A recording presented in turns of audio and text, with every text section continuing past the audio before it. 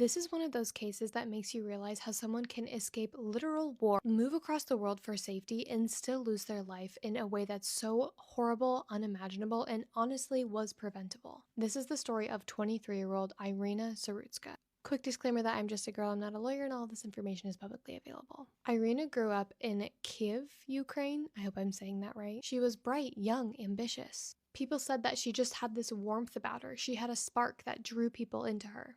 People described her as full of energy and kindness. When Russia was invaded, her entire family said, "Okay, we're over this, let's leave, let's go to the US." So they made the difficult choice to leave their entire lives behind and move to safety in the United States. They wanted safety, they wanted to start fresh, so they ended up choosing Charlotte, North Carolina to settle down. Like so many immigrants, Iryna was working incredibly hard to build her future. She found a job at Zappetti's Pizzeria in Charlotte. She was taking English classes. She was making friends, and she was carving out a new life for herself, piece by piece. On the night of August 22nd, 2025, everything changed. Around 9:46 p.m., Iryna finished her shift and boarded the Lynx Blue Line train at Scalybark Station. For her, this was just a normal commute home after work. She did this multiple times a week. So she got on the train, picked a seat, sat down, and started scrolling on her phone.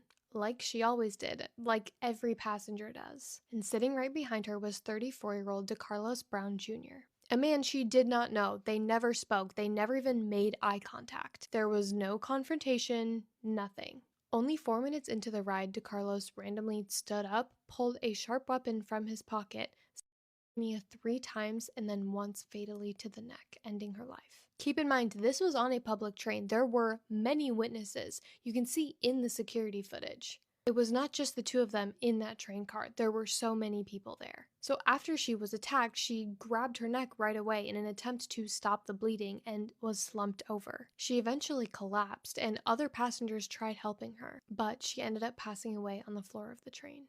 And DeCarlos Brown Jr. just walked off like nothing happened. Literally just got up and left the train. Thankfully, he was arrested almost immediately on the train platform.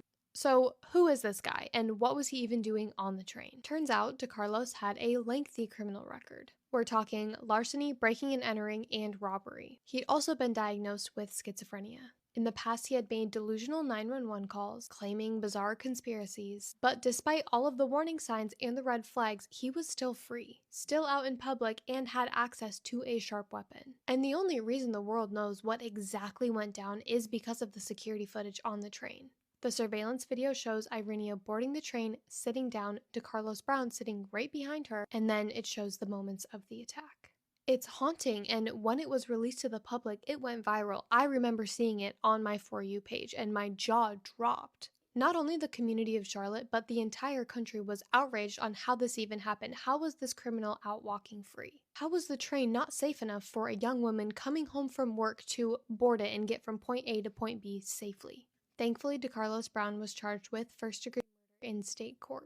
But then the federal government stepped in too. Because this happened on public transit, they charged him with, quote, an act causing on a mass transportation system. That means this case wasn't just local, it became national level prosecution. He was ordered to undergo a 60-day psychiatric evaluation to determine whether or not he was capable to stand trial, which that in itself sparked a huge debate about mental illness and the justice system and repeat offenders, and how much responsibility the state has to protect citizens from people who have already shown violent and dangerous behavior previously. Meanwhile, the city of Charlotte is grieving the loss of Iryna. Vigils were held, people lit candles, painted murals, and carried flowers. And her family spoke out, saying she left Ukraine for safety and unfortunately was fatally attacked in the US anyways. They were devastated, and their pain resonated worldwide. And thankfully, this case doesn't just end with mourning, it ends with change. Lawmakers in North Carolina passed Iryna's Law. The idea for the law was to close the loopholes and make it harder for repeat violent offenders to get out on bail and slip through the cracks. This law was directly inspired by her passing. Her story has become a reminder that danger and violence doesn't just exist in war zones. It can happen anywhere, and even in the places we feel safest.